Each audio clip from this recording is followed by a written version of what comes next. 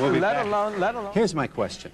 When you see around the globe the maldistribution of wealth, the desperate plight of millions of people in underdeveloped countries, when you see so few haves and so many have-nots, when you see the greed and the concentration of power within, did you ever have a moment of doubt about capitalism and whether greed's a good idea to run on? Well, first of all, tell me, is there some society you know that doesn't run on greed? You think Russia doesn't run on greed? You think China doesn't run on greed? What is greed? Of course, none of us are greedy. It's only the other fellow who's greedy. The world runs on individuals pursuing their separate interests. The great achievements of civilization have not come from government bureaus.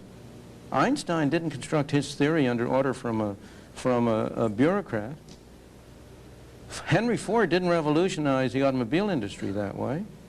In the only cases in which the masses have escaped from the kind of grinding poverty you're talking about, the only cases in recorded history are where they have had capitalism and largely free trade.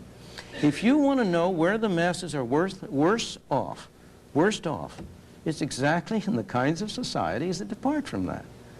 So that the record of history is absolutely crystal clear, that there is no alternative way so far discovered of improving the lot of the ordinary people that can hold a candle to the productive activities that are unleashed by a free enterprise system. But it seems to reward not virtue as much as ability to manipulate the system. And what does reward virtue? You think a communist commissar rewards virtue?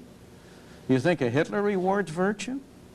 You think, excuse me, if you'll pardon me, do you think American presidents reward virtue?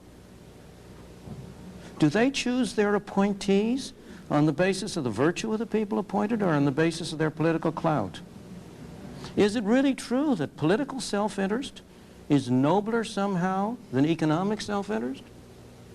You know, I think you're taking a lot of things for granted. And just tell me where in the world you find these angels who are going to organize society for us. Well, I don't even trust you to do that.